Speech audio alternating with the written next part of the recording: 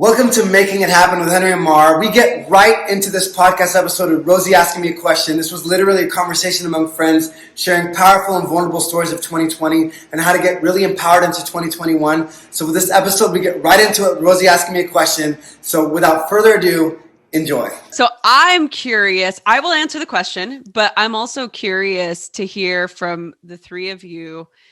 How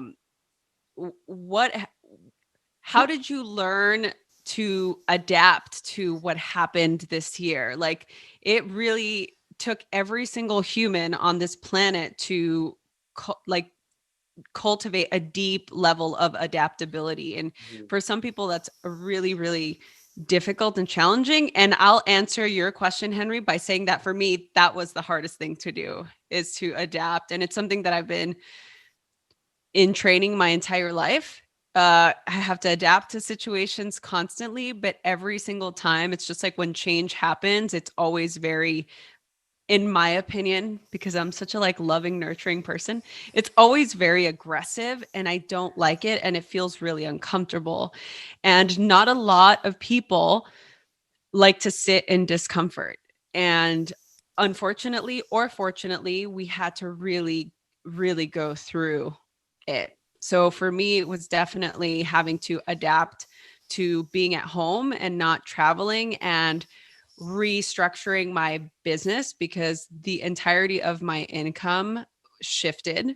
Like, it basically went away because most of my income was being driven in through teacher trainings and retreats and workshops and speaking that I was doing that involved traveling. So there was a lot of adapting in the career front and also, just being home. So I learned that I can do hard things and that I can adapt. And it actually really made me feel empowered. In fact, Amberly, you posted something a couple of weeks ago, and I can't remember what exactly you said, but it's always the same. Just everything's inspiring that you say. Every word that comes out of your mouth is going to be inspiring. But it was, but it was something along the lines of, just going out there and pushing yourself to do what you need to do. Like, you can't, what's the alternate is to do nothing. And it's like, well, that's not really the way that it works, Mm-hmm. And so I think that was probably my biggest lesson this year. You know what's crazy, Rosie, is I look at each of you and I know your stories, and I think each of you in your own lifetime has had something really crazy happen, and you've had to do what you've had to do, right? Like we were talking about Amberly earlier, like being stuck in a bed after having this whole trajectory of your life and possibly, amputating your leg. But she's sitting there, she's like, I'm not going to let my life just go by. I'm installing a pull-up bar in my hospital bed, and I'm going to do pull-ups with what I can, And Amberly's been through a lot, but she's here inspiring people through it. And Tara's story, I mean, oh my gosh, your life story is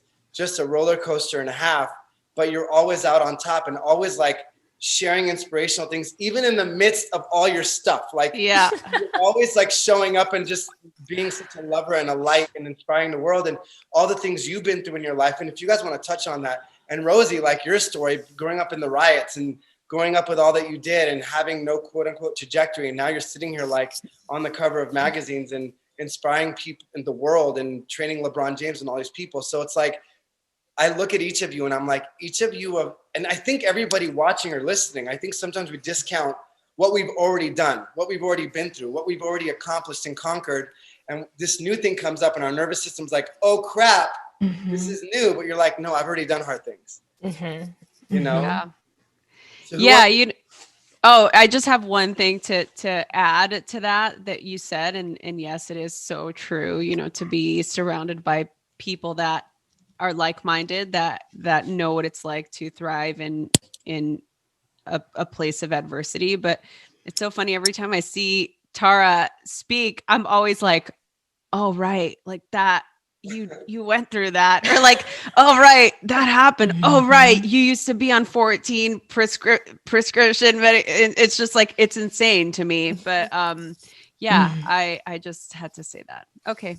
Thanks. I It's love hard for me to connect to that too. Actually, Sahara and I just did an episode of my podcast, and we were talking about the different archetypes in her new book and how I'm like, I was like, I feel like I'm a little bit of all of them. And she's like, it just means you've gone through a lot of things in your life. And the ones that I couldn't relate to, actually, like the warrior archetypes, are the ones that I couldn't relate to right now, but that I have definitely related to in my past. And so, you know, I have this appreciation for having a time where I had to show up as that warrior. And I think when we talk about adaptation and how we adapted to this year, it's like using everything I've been through in my life and the way that I've gotten through that, literally everything, plus therapy, friends, help, support in every way that I can call it in and take it.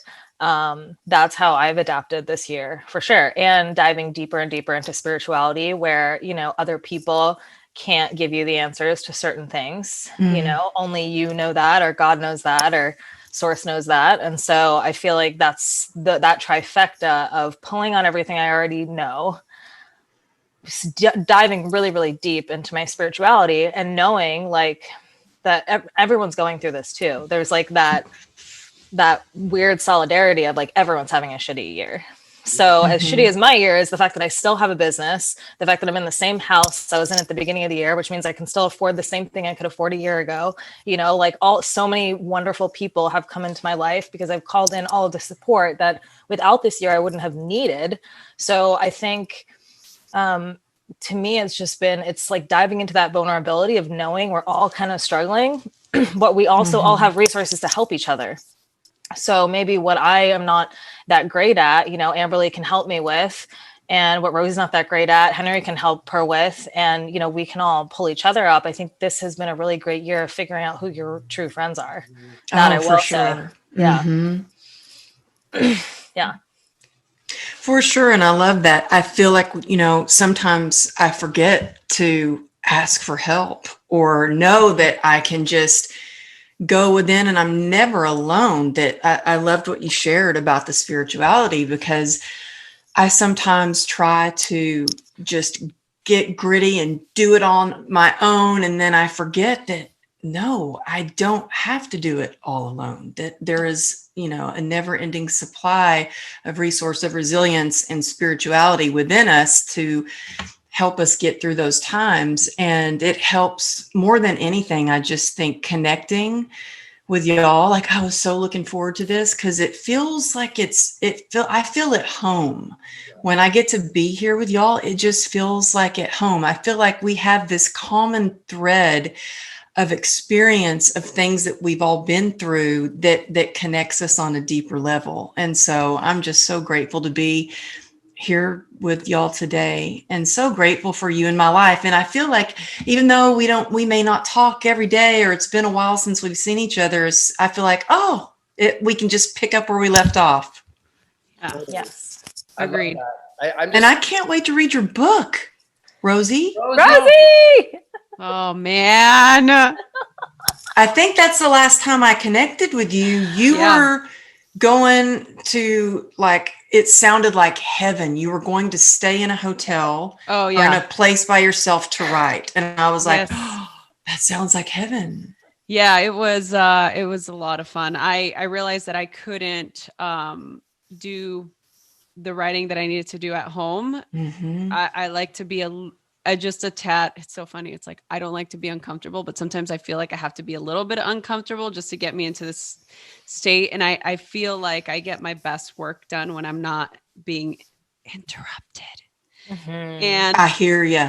And, you know, and because I've not been traveling, most of the time when I travel, I get to do my creative things. You know, I'm by myself. I'm not worried about making breakfast and cooking lunch and making dinner and feeding the dog and making sure, you know, all the little things that you have, you know, when you're home, it's just your normal duties. And so when I'm home, you know, it's hard to get into a flow and be like, oh, it's lunch. Oh, I got to start making dinner, or I have to start doing. And it's like, I enjoy doing those things, but sometimes I'm just like, I got to work. I hear you. I have a retired husband. and a 12-year-old that hasn't been able to play with her friends. So I'm like her scooter riding buddy, the lunch lady, the PE teacher. Like, oh my gosh. I have a little sign on my door that says recording, and sometimes that works, but sometimes it doesn't. And I see the door creep open or a note slide in under the door. So I've found that I wake up most days at 4:45 in the morning so I can have that uninterrupted time before the day starts, where it's just, I just get to be, journaling, meditation, prayer, writing. So when you shared that you went away, I was like, oh, I want to do that. I want to do that. Yeah, it was awesome. That ties in, I think, with what you're saying. It's so funny. I'm sure a lot of people are so much more understanding of the interruptions with just Zoom and life, and everybody's now so accustomed to communicate through this media, a Zoom or a visual medium via technology as opposed to, being in person. But one of the things that I find really fascinating is how resilient we are. And I want to ask Henry specifically this, because he's probably like the most positive person I've ever met in my entire life. I feel like a lot of people, it was a really hard year. Tori and I were talking about this every New Year or every New Year's Eve. We sit down and we talk about what we learned, and we talk about what our intentions are. And we talk about what we're grateful for. Like, that's been a tradition for the last 18 years that we've been together. We sit down and we talk about it. And yesterday was really interesting because 2019 was a really hard year for me personally. And I'm sure, and you guys, I've talked about this pretty openly, but I was having a lot of just it was a difficult year with my health, with, Tori and I's parenthood journey, with all of these, different things. So I'm like, 2020 is going to be a piece of cake. And then it's like, just kidding. But what was interesting is that I really felt that 2020 was probably one of the best years of my life, because I learned so much. I was pushed to all of my edges, and I was able to still prove to myself that I could still overcome being in an uncertain situation. And although I, lost my dog, and I've had family members that have been ill, and just, work and my career and all of these different things. But then it's like, I'm writing a book, and, my podcast is doing well, and I get to still connect with all of my friends. It really is an opportunity of perspective, I guess. And so my question to Henry, because Henry's always like the person that I think about, I tell Henry all the time that I talk to him all the time in my head, because it's like, what would Henry do? Or what would Henry say? Yes. Anytime I need a hype man, I'm like, okay, Henry's good. Henry's the person. Henry's the one that's gotten me through stage fright and it's speaking speeches and, all of these things, because he can really get me to a place where I'm reminded, okay, like, this is who I am. This is what I'm here to do. So Henry, I'm curious, what is your overall feeling of 2020? And you didn't answer what you learned. They kind of go together, to be honest. I mean, my overall feeling of 2020, I think I dove into a lot of depths of myself that I hadn't dove into because I was so busy, and I think sometimes when you're sitting there and you're feeling alone and you're feeling like, I guess, this is what it is. I think I did a lot of deeper dives into who I am, where I am, what I'm here for, what I'm really made of. I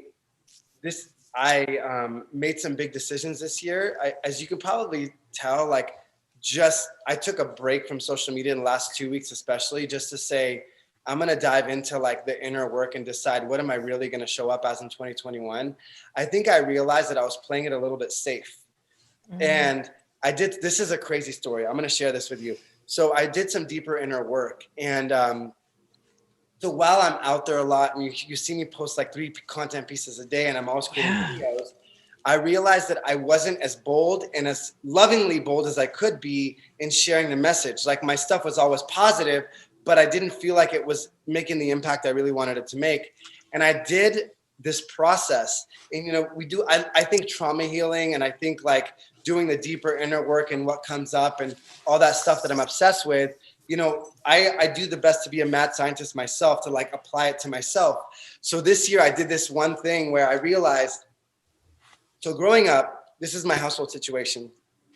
My father was an incredible man, but he had some temper issues. You know, my mother was very much a peacemaker, wanted to keep the peace, didn't want people out in the outside world to see what's going on in our house. Like, it could be a war in our house, and you walk out, it's like, dust off your shirt. Everybody's going to see you and it's going to be perfect. You know what I mean? And immigrant parents, am I right? Yeah.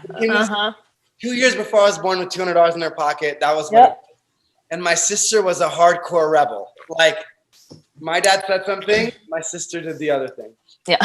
And I realized when I did the work that in my house growing up, if you deviated from what the rules were, it would be chaos. Right. And so my role was the peacemaker. So I realized, stay in these lines, don't cause strong emotion, don't be a leader, because if you do, a war is going to break out. And I realized that in certain aspects of my life, I carried that belief system onto that. And a lot of it was on social media. A lot of it was on, don't cause an emotional polarity. When in truth, how else do you create change? Right? But then I realized, like, in doing the work, it's kind of like what Rosie said earlier. I learned that it was only when I decided to go out on my spiritual journey, because my family's from the Middle East, right? You don't change religions. You don't change this. You don't change that. This is what you do. This is what it looks like. When I changed, it got a little crazy. I lost my girlfriend, and my family thought I was crazy, and they would look at me funny during Thanksgiving dinners because I was praying over my food. And what are you praying over your food for? We don't really do that, you know? But I realized that it was in me leading that I was able to create change in my family. So the biggest thing I learned was we have to go back and listen to our emotions to heal the things that no longer serve us anymore. To heal the things that keep bringing us backwards, to heal those things that like are caging us and blocking our blessing and our gifts to the world. And so for me, I decided this year, I was like, you know what? I need to unapologetically shine and just be who I am and create whatever happens. But just doing that. So the biggest lesson I learned was do the inner work at a level that is so real and so uncomfortable and so raw and authentic. And I think this year for me, like, just held a mirror and was like, hey, Henry, here you are. I'm like, oh, you know, like all of those things. So, you know, for me, that was a big one. And so I guess I would like to kind of pass it on and get more specifics with you guys. What was a situation you remember that made you say, wow, this situation happened and this is specifically what I learned? Because I think everybody listening can know I think everybody's I know I felt lonely during this whole pandemic, right? I know I felt alone. I know I felt afraid of, like, shoot, my income streams have been like my retreats and my speaking gigs and all this stuff. And so many things shifted.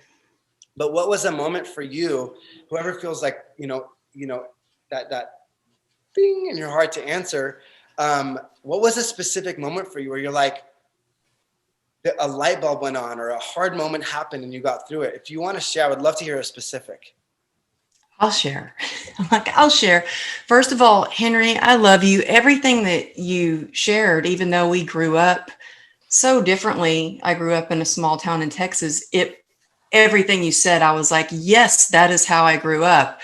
I grew up in a house of denial, of do not, admit that things are not good. You suck it up, cowgirl up, hide your crazy, be a lady. And I've had to really unlearn those things. And I think, for me, it was a hard year. First of all my speaking engagements, like, just one after the other, canceled, or were thankfully, moved to an online platform. But it was like, because we're doing it online, we're not going to pay any of the speakers. And so it was a big change financially. Luckily, I was able to continue. Like, technology is always really scary to me. And I've just been like, well, I'm going to have to do it. And so as uncomfortable as it has been, just quickly pivoting my business through a lot of Zoom.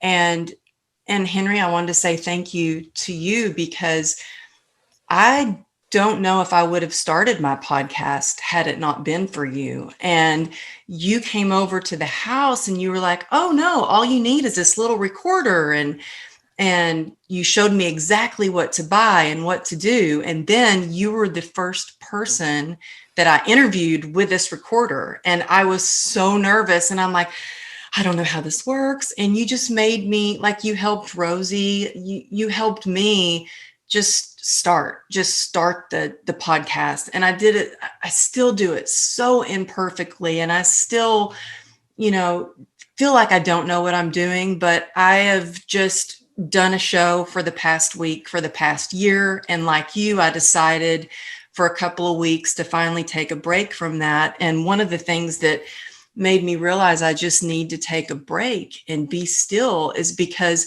although things changed, things did feel busier. Like I didn't really have a day off. I was sometimes speaking at 3 online events and, busy, but wasn't necessarily making a lot of money from it or anything like that. But things just got really busy. And it wasn't until a few weeks ago that, it has been hard.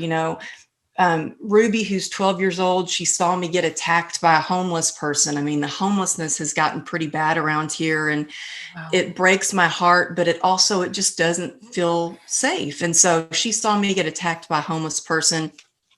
That was fine. Once I stood up to that person, they were like, ooh, this girl's not backing down. I think I'm going to run. So that wasn't bad. But a lot of things have happened. And so then Ruby and I were riding on our little scooters, taking a scooter break, and we're in a crosswalk. And all of a sudden, this car comes right at us.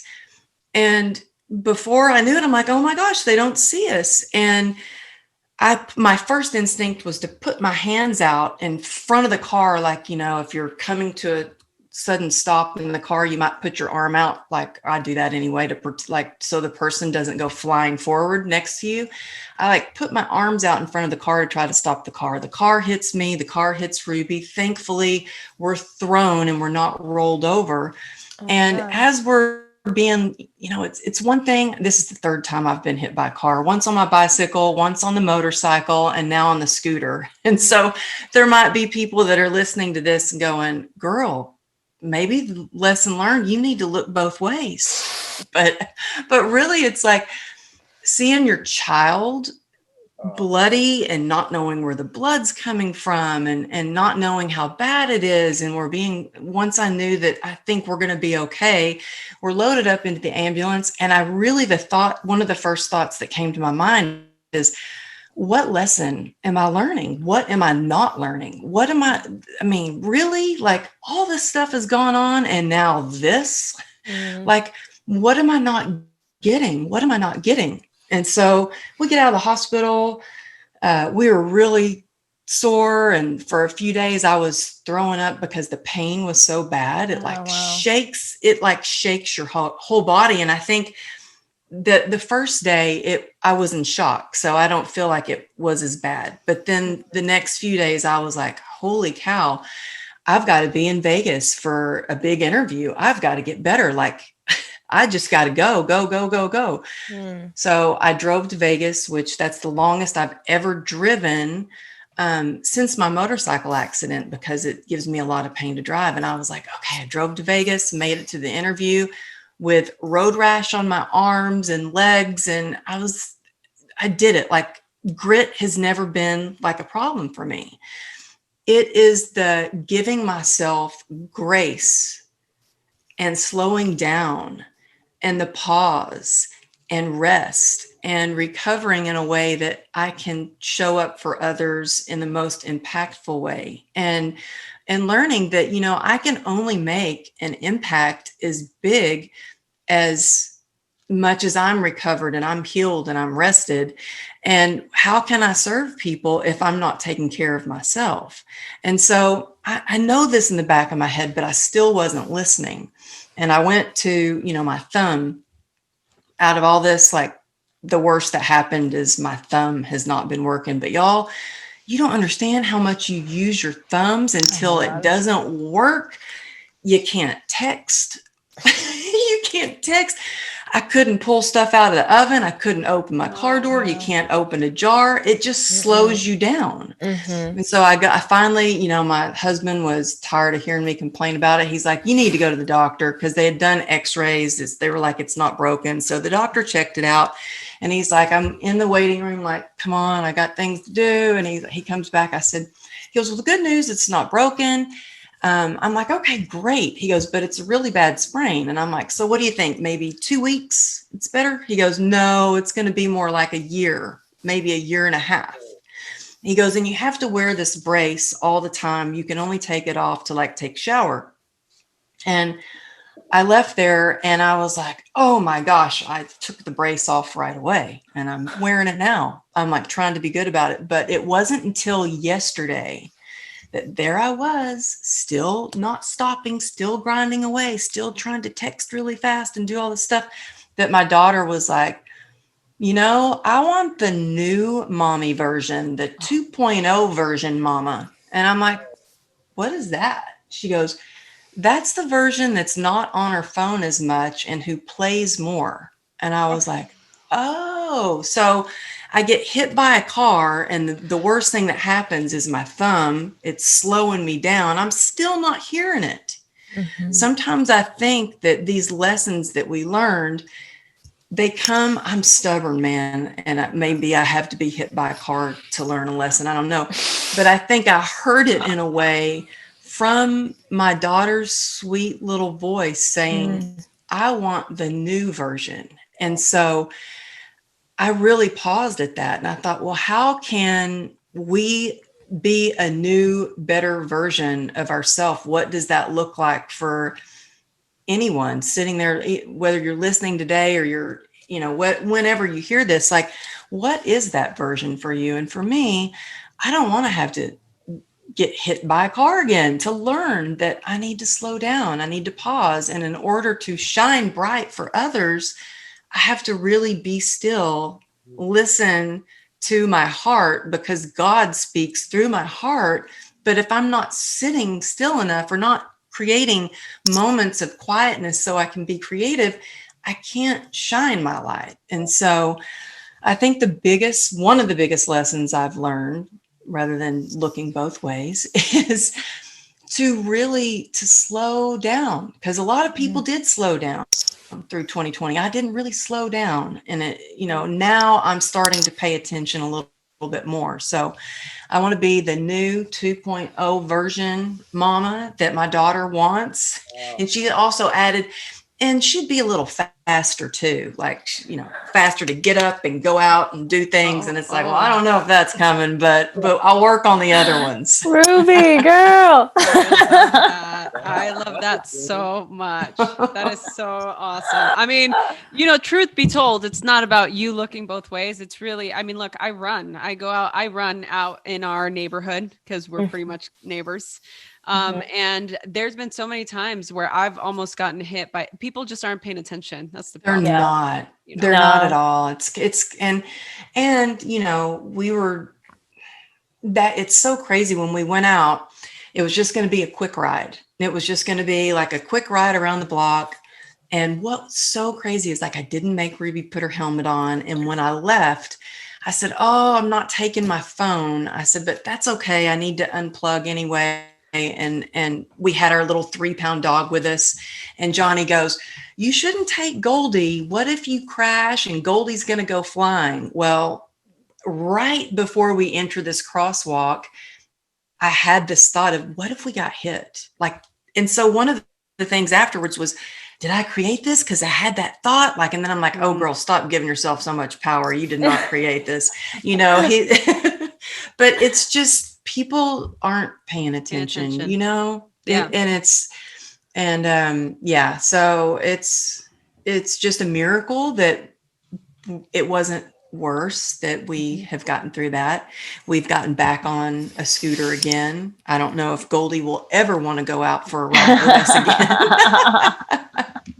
Well, we're so glad you're here. Yeah. Yes. Super. Here to tell the tale. Yeah. Yeah, and isn't it crazy how life could change in a moment?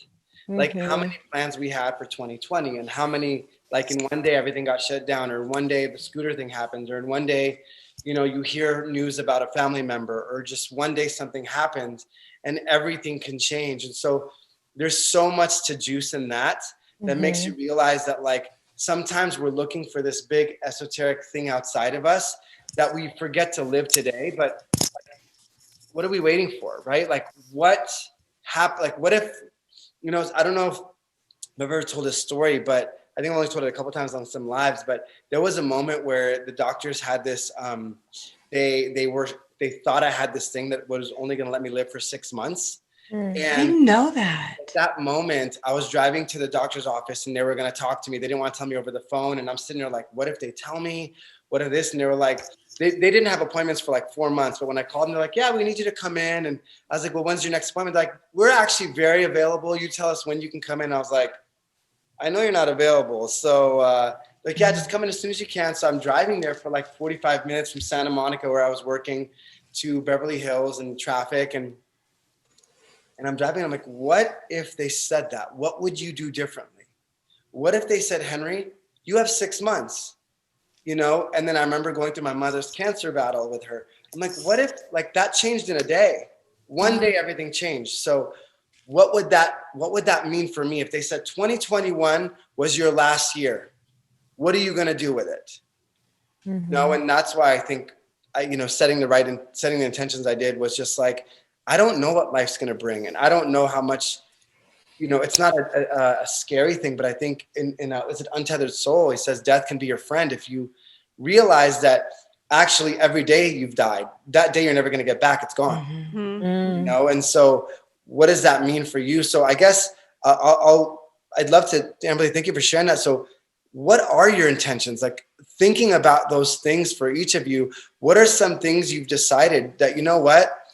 It's January 1st. Granted, it's just like a check. It's a reset that the world gives us, but we get to reset and restart over. Tara, I don't know if you want to start, but like, what is it that you intend to? What is it that you want to apply or learn or step into this year? Hello. I want to take a quick break and personally invite you to join me at my mastermind that starts this February. It will be life-changing. It's one of the most impactful things that I do, and I'll personally walk you through, along with a hand-selected of incredible people, through a process and through a program that will literally change your life. It's powerful, it's intimate. If you're ready to take charge of your life and make 2021 the best year you've had yet, without question, and you're ready to step into an empowered life and overcome your limitations and overcome your limiting beliefs and step into who you know you're meant to be, join me at this mastermind. Click the link in the show notes, the link in my bios, and I would love to see you there. And now back to this episode. My big theme this year, I think, is sovereignty and growth. And so for me, it's like more and better of what I'm currently doing, but like within the sovereignty of every step that I take, knowing that it's my creation, my thoughts, it's not being influenced by some outside source. That's not to say that I'm calling in the most support ever. So I want the most ideas and people and like the best minds around my business and my, my friend group and my family and what I'm doing. But knowing that every decision that I make is coming from my heart and my intuition, and not because somebody's telling me that's the right thing to do, or that's the next step in my business, or that's the right way to feel, or that's who I should reach out to next. It's like part of it has to be me, especially because my intention is to give up so much control this year and make my business a lot more automated than it currently is. And so I know myself, and I know that I'll need that dichotomy of like knowing that, okay, I trust that I've put this in someone else's hands and they'll be able to handle it. And now I can step out and step into like a zone of creative genius. I don't have to be doing, the stuff the COO should be doing or whatever, the person setting up the systems. Like that's no longer my responsibility. Being able to step away from that, because it's like, I feel like 2019 was like the year that I had to accept help. Like the first time that I was like, okay, I really need to get in the mindset of accepting help. And then this year I had to actually like take on the help. And then that opened the doors for more people to come in and go, hey, we also want to help you. It was like the more minds, screens, living rooms, playlists I got onto, the more people who were like, how can we help? And so I feel like that's why my intention is always to just do more of what I'm currently doing and do it better, because everything I'm doing is just an expression of myself in various ways. And eventually, and I've been told this since the very beginning, especially with like my skincare company, Genetics, I was told by a friend who's not only an investor, but owns a VC firm in San Francisco. He's been doing investments for about as long as I've been alive. And he has always said to me, you will never need to seek out an investor. They will always come to you if your product is as good as, you know, you are saying it is, if it really does what you're saying it does. You'll affect someone's life and they'll come to you. And that's exactly what's happened this year in so many aspects of people just showing up when I really, really need it. But that being a direct effect of all the hard work I've put in for the last like 10 years. So I feel like this has been the year that all of that stuff finally paid off. And now 2021, I can kind of like implement all of that support that I've gathered and just take everything to the next level. How do you make sure that you don't get caught up in what the world wants versus what you want? Is there like a routine, or is there something that helps you like check in with yourself, or like what's a way that helps you? Because I know it's easy to get caught up in like 2 weeks you find yourself like, wait, what just happened? What is that, a journal? It's a journal. So I write down like all my own thoughts on what I want everything to look like first, and then I let everyone know. And then if they have better ideas, I'm very adaptive. Yes. Everybody knows about the journal life. Who's got a journal? Hell yeah. Yeah, my journal. Like, I hate to, like, I've said this since the very beginning. It sounds like the most simple thing in the world, but it's like the best way to tap into your intuition and who you are and just the kinesthetics of your thought process. It's the only way that your thoughts go from here to a physical form is when you write them down, literally, like you say them out loud. Anything else you do other than the creation of the thought, I guess, like doesn't create them in a physical form. And so for you to kinesthetically sit there and write them down, I know it sounds corny, but like write down your goals. Why not? Like this is an incredible time to do it. And just because you listen to this on January 7th or February 16th, who gives it? Like, write down your goals anyway. I constantly am rewriting down my goals. So Rosie, you're muted. I'm listening to you, but my boyfriend is on the roof of our house and I just yelled at him. Okay. Like, all right. Sorry. Shut up. I was scared. I'm like, what is he doing up there? But yeah, 100%. If you write it down, to me, having that experience, that kinesthetic experience, if I don't write it down, it's just not going to happen. Yeah. And share them with your friends. Like, I love how, Henry and I are always talking about goals, and I feel like Henry and I more talk about like personal goals and relationship goals and stuff. Rosie, you and I talk a lot about like business stuff and, personal stuff too, and where we're taking everything to the next level. And it just feels like sharing that and constantly asking for that support. I mean, I can't even tell you guys how many, crying Marco Polos I've sent to Henry, or like crying voice memos I've sent to Rosie. I'm just like, I don't know what the next day of my life looks like. And you've both in some way, shape, or form been like, you're great. You're fine. You did not come this far just to come this far. Like, girl, you're good.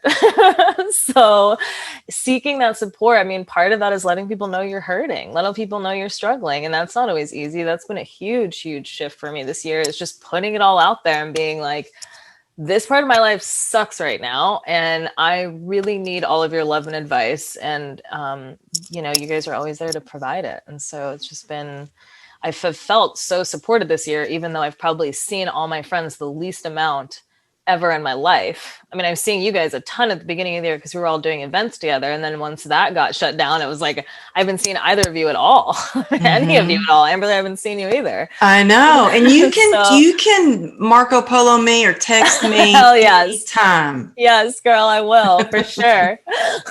We should get on a Marco Polo group. Yes.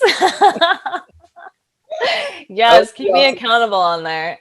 Yeah. Tara, thanks for sharing that. I think it's sometimes we feel like Amberly said earlier, we have to grit through it ourselves and do it all ourselves. But I am so great. I feel more connected to you now than ever because we've shared those moments together. I think when we allow other people in to like help us, when we need that help, first we see who's able to jump in at the capacity they're able to. Like, I'm not mad at people that can.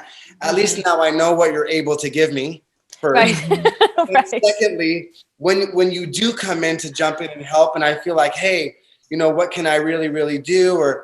And we connect. Now I feel so much closer to you because we've shared those moments. You know, like each of us have had moments, I know with each of you, for me, where we've been able to like work through stuff together or talk through stuff, even if it's a podcast thing or whatever that is. But I know with Tara specifically, our FaceTimes, our Marco Polos, after that, like I feel like soul bond with her, you know? Yeah. And I think that's the one thing. Authenticity creates connection. You know, vulnerability creates connection. You can't create vulnerability connection without vulnerability or authenticity or service. So if I don't serve you and you don't serve me, how can we really truly connect? And I love that, you know, thank you for allowing us in those moments.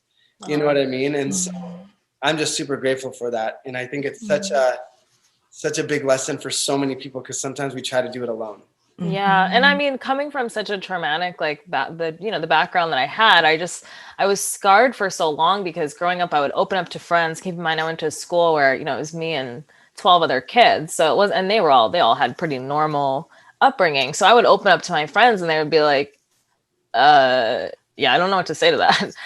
So I think I got scarred kind of about opening up to people over time of like, it's going to be too much. And sometimes it is too much. And that's when your friends go, hey, I think you need to see a therapist. And even that's very wonderful, valuable feedback to go like, okay, this is too much for my friends. I actually need to talk to a professional about this issue, and accepting that that's the next step. And then seeing that that actually does work, and being able to distill from that, then what information you should still be talking to your friends about. It's just been so wonderful and powerful for me to have those open and honest conversations and get that real support in ways in sisterhood and brotherhood and us all being tribe that I've literally never experienced before. Like people who are truly like, you are my sister and I will do anything for you. What do you need? Because I feel the same way about all of you. And I don't feel like there's any coincidence that we're in each other's lives. We're here to support each other. We're here to help each other grow. There's a reason that we all connect in different ways. And I just love you all so much. And I think this year is about, for me, it was ways to, how do I show people love in ways I've never shown people love before, especially because like, for me, it was killing me that I couldn't be of service in the ways that for years I'd been able to be of service. I couldn't go down to Mexico and see the kids for months. I couldn't go to galas and fundraising events and give people these experiences to remind them why they want to give. Doing it remotely is so much harder. And not having that experience of being of service was very difficult for me because that's something that really fills my heart. So to not have that this year was like, holy shit. But then to find out that love and support and that heart fill comes from having friends like you, what a lesson, I love that. So I'm going to pose a question to everybody watching or listening. So like, what is it that you're carrying inside of you that maybe you can open up to somebody? Who is it that you can share with in your life that you can trust to say, you know what? I am carrying this all by myself, or, a lot of it I'm hiding behind this mask. Because I look at Tara and I think she's stronger than ever. Like she's one of the strongest people. I mean, literally looking at all three of you, you've been through so much stuff. Like when I say so much, like go back and listen to their stories and they're absolutely incredible. Like each one of you has superhero stories, right? And to me, it's not a matter of weakness. It's a matter of, whoa, this chick is strong. And so what is it, if you're listening or watching this, what is it that you're carrying by yourself or that you're lifting that maybe you can ask some people to help you to even, Alison Armstrong says, hold the trash bag, right? Hey, I'm going to hold the trash bag for you. You can talk for 15 minutes. I don't need to fix anything. I'll just wrap it up and we'll throw it away and we'll keep going on. Yeah. And I tell, people closest to me, hey, if you need me to hold the trash bag and you don't want me to fix anything, say, hey, can you hold the trash bag for me? Yeah. Sure. So what are you carrying and who is it that you can ask? And you can't expect everything from everybody, but who can actually carry that for you? So I just want to make this real practical because I think it's such a powerful thing going into the new year that we are all in this together. There is no island. Yeah. Rosie, can I ask you a question? Yes, I'm like just sitting here listening. I'm like, This so good. Pops into my mind like intuitively, so I'm going to follow it. What's the best decision you made in 2020? Oh, ooh, that's That's a great question. By the way, as you think about this, Amberly, you said I helped you with your podcast. Rosie kicked my booty to start my podcast. This is and Tara was one of my first. Wow. I Wow. was. I forgot about that. I forgot you just started. Yeah. So Tara, I was like, "Hi, I'm Henry. I would like you to be on my podcast, please." You know, I was like, Yes, that's awesome. Sure. And like, Oh. so like, there's this like little like ripple effect in this little. Yes, this our little ecosystem. That's Yes. incredible. That's awesome. Wow. I love that so much. Wow. I think that probably the best decision that I made last year was to. Oh, this is kind of a little bit deep. So without going into a whole diatribe of why, but I think really focusing on my well-being for me, and not for the purpose of having a family. It just, I wanted to just make the decision to be healthy for me. Yeah. Awesome. And then like in a sense, what does that look like for you? Like what shifts did you have to make to get to that place? Oh, I mean, it was a complete, I didn't realize how, and I've spoken about my fertility journey pretty openly the last, couple of years, for the last 3 years, actually. And, we're at a place now where things are just the way they are. And we are just open to becoming parents, however that happens. Since it's not going to happen biologically, I guess. So I think so much of my health was wrapped up in being healthy so that I could get pregnant. And it wasn't necessarily being healthy because I wanted to live a long life and have good health and take care of myself because I love myself. It was like, I need to take care of this thing because it needs to have a child. So what I realized is that was extremely taxing for my psycho-spiritual health, for my physical, for everything. And so I think the best decision that I made last year, it's crazy, 2020, really just put my focus and my energy on nurturing me, which it could make me emotional right now, even just thinking about it, because I can't tell you the last time I actually did that. And it's crazy because I am in the business of nurturing people and taking care of people and making sure that people are doing the rituals that they need to serve their highest good. So I think it's been a big lesson that I had to learn this year, and it's the best decision I've made. I mean, I feel so much more healthier and so much more connected to my body, my spiritual well-being, my faith now than I did in the last 5 years.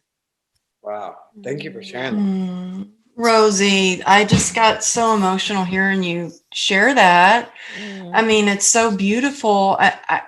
And first of all, Johnny and I really struggled with that. And for years, we tried to have a baby and it wasn't happening. And without getting into details, as soon as I did focus on just joy and I kind of let that go, I got pregnant. And Johnny was in disbelief. And I mean, I remember throwing the pregnancy stick at him because I was like, dude, this finally happened. And the first thing you say is, oh, you're going to get fat. And I'm like, seriously? I was like, Johnny, Johnny, you're out, dude. Yeah. And so I don't think because we tried for so long. Like, Johnny's under a tombstone now.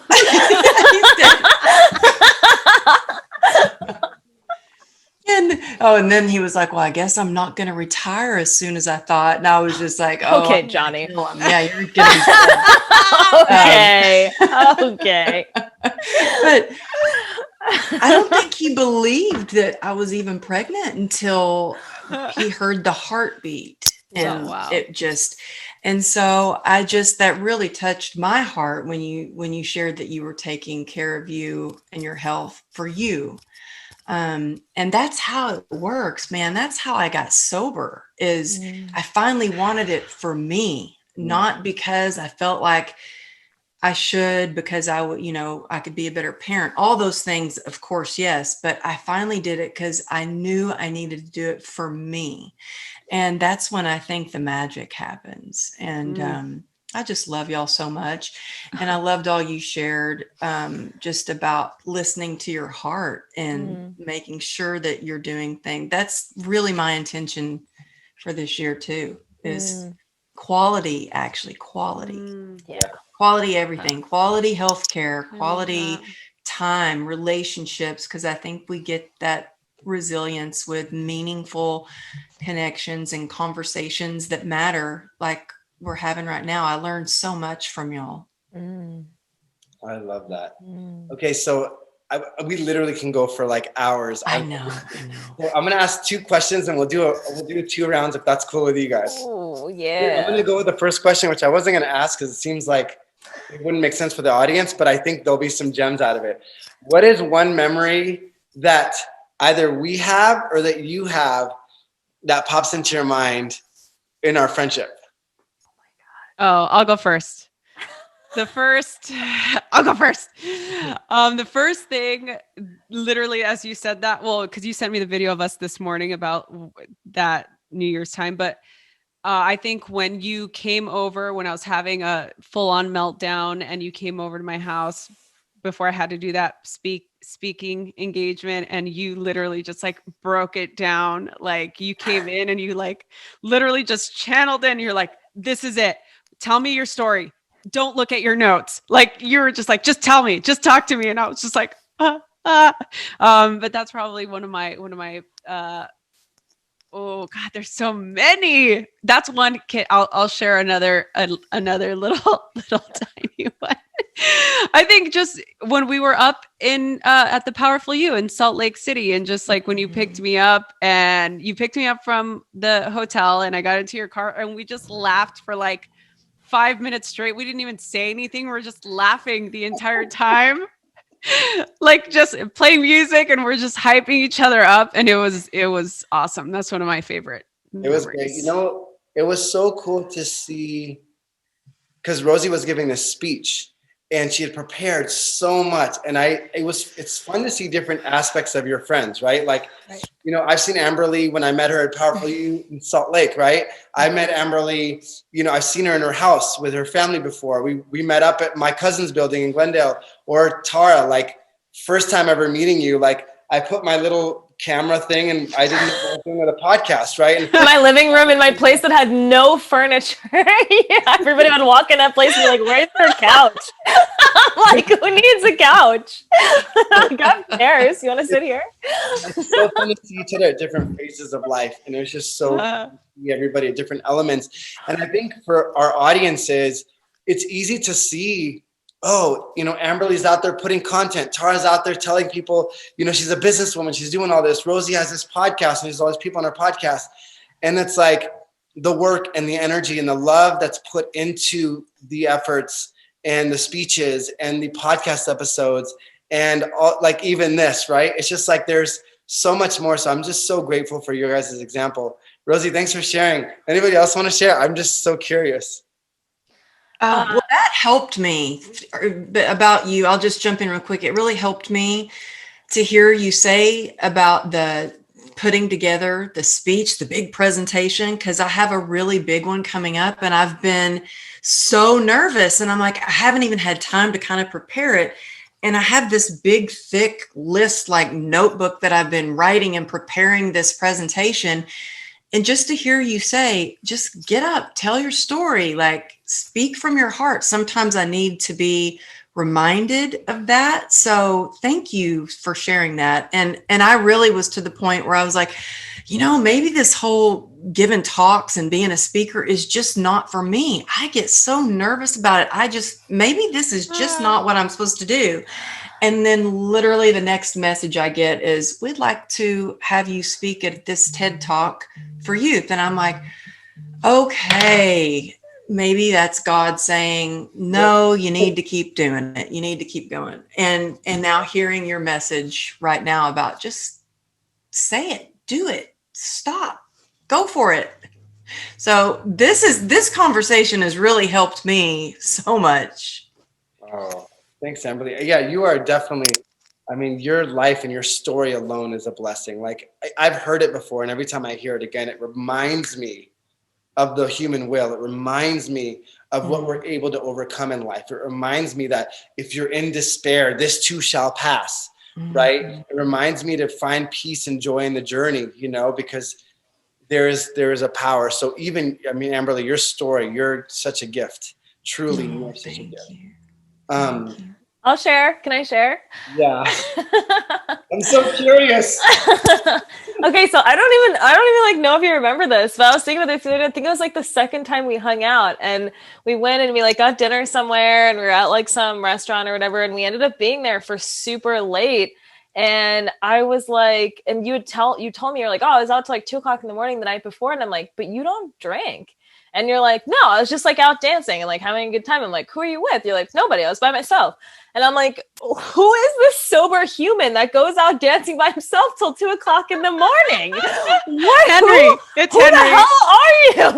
What? And then we ended up hanging out sober till like 1:00 in the morning that night. I'm like, I guess this is what this is like. So that's cool. And that was like the first time I'd done that with anyone that was like, I don't know, it's like you know, that can like keep it up like that till 2 a.m. without any alcohol or any drugs or any coffee or anything. And I was like, who the hell is, like, you literally set like a new standard of living for me. I was like, I need to be on Henry's level where I can like stay out till 2 a.m., dance my ass off, come hang out with some other person till like 1 a.m. the next day, and then just like live my best life. It was so great. And you told me your whole story, and I was just like, how the hell are you real? So funny. Almost, I forgot until you said that. I was like, I did go out dancing by myself. It was so fun. Yeah, you're like, if you ever want to go out dancing sober, like, just let me know. And I was like, I will fucking take you up on that. You don't even know. You don't know me. You're about to know me. We've had some fun. It's so fun. Well, Henry, I remember meeting you for the first time in Salt Lake City, and I was so nervous. I had found out like a week before that I had the chance to go speak at Powerful You, and they were giving me like 5 minutes on stage because it was like a last minute thing. And I was like, it was one of my first times I ever even talked on a stage. Maybe it was like could have been my first time. And I saw your smile from across the room. And it was like this, you were like this, I don't know, this magnetic energy. I was like, whew, I like went straight over to you. And it just, I didn't know who you were, but I was like, he's my people. I got to stick with this guy. He's good. I don't know. I just immediately, it felt like so at home with you. And I just met you, and I feel like, and I know so many people who meet you. Every time I come across somebody who says that they know you, or I mention your name, the first words out of their mouth are always like, oh, I love Henry. Like, exactly. That's always, Yes. oh my God, he's amazing. I love him. Same. Yeah, word for word. Yeah. You guys are Yeah. so nice. Enthusiasm. Yeah. Yeah. You're so nice. I totally remember that. I walked in the room, and Amberly's there, and like she just opens her arms. And I think you're wearing a dress, right? This long dress, weren't you? And she was so nice. And I was like, I don't know this person, but I freaking love this person. I don't know this person. So I'm totally on the same page. That's awesome. In that space. I'm so grateful we all met, you guys. What a blessing. I met Amberly at Powerful You. I met Rosie sitting next to her at a Lewis House event, I think it was, right? And Rosie's sitting her legs crossed in like this yoga pose on a chair, glasses on, kind of doing your own thing. And here comes a talkative guy next to her. Hey, how's it going? And she's like, you can just tell she wants to do her own thing. I did not want to talk to anybody. And then I was like, I don't think she really wants to talk to anybody, but she's really nice. And like 2 hours later, So yeah, like I don't know what happened. We ended up going to get a juice. Like yeah, we did it. We made a juice date because we just basically talked the entire time. We didn't listen to any of the speakers. We just basically talked. Once Rosie realized she wasn't getting hit on, it was all uphill from there. Yeah, I'm like, oh, I like this guy. He had good energy, and I was like, and then we just hit it off, and then we went to have juice, and then that was, I mean, that was it. We basically hung out like a lot after that. He came over, and then I was out of town, and then Tori went to his like birthday party. It was like, Tori, my birthday is so nice, and I still wear this. Tori made me this from Red Monkey. Oh my god, Awesome. Amazing! That's That sick. is I love so that. gorgeous. Tori makes the I love that. coolest gear. Oh my gosh, he's so good. It's called Red Monkey. Everybody should check it out. Check it out. I'm gonna write that down. Red Monkey. Yeah. Red Show Monkey notes. Designs. Red Monkey Shop for like the Designs.com. biggest guitarist in the world, and he's like amazing. Okay, final question. Each person, if you can give one piece of advice, something that like you want to share, whatever comes out of your heart for 2021 to anybody listening, something that comes from what you feel you need to share. We're all doing this interpretive dancing. If you're listening to it, I know. I'm like, it's an interpretive dance. What do you share? And I'll just call it in the order I feel. We'll do Rosie, and then Rosie, you pass the potato. Okay, wait. Can we repeat the question? Oh, she didn't hear it. She was in the dance. She was in ecstatic dance. Do you see how we're losing it now? Because I got so distracted. Henry, ask the question again. Oh my God. If there's something on your heart that you want to share with everybody, something for 2021, a message that comes to your heart, because each of you have lived such a experience-rich life. You've done so much work, so much studying. You've helped hundreds of thousands of people. What's one message that you want to send out to the world in 2021? Ooh, okay. You picked me first, and then I passed the hot potato. Yeah. My wish for everybody listening to this is to recognize how resilient you are. And 2021 isn't about ignoring 2020. It's not about, it's like try not to have a big expectation of 2021. Expectations, premeditated resentment. That's what my teacher says. So instead, give yourself credit for how resilient you were in 2020. And I pray that we can be like water and be fluid, because water can adjust to any situation. And that is my prayer for everybody listening to this, to everyone in my family, everybody in my life, that we just go with the flow and be hopeful and be positive and just keep it moving. Love it. Thanks, Rosie. Pass a potato. Amberly. Oh, I got like this little wave of like nervousness. I'll call that excitement. Yeah. That was beautiful. Nice Rosie. reframe. That was beautiful. I think the struggles along the way are really meant to shape us for our true purpose. And that, I say this a lot, but it's so true. And I only know this because I have failed and stumbled and fallen and being hit by a car so many damn times that we have this never ending source, well of resource of resilience within us. And it's just, we have to remember we can always tap into that source of resilience and spirituality and love. And my wish is for others to know that you can, even though the world sometimes feels like it's stopped, that we can be unstoppable. But that's by taking a pause and really listening to our hearts, and then moving forward. And really my wish is for anyone who's listening to don't wait for what your dreams are. Like, don't wait for tomorrow. Start now.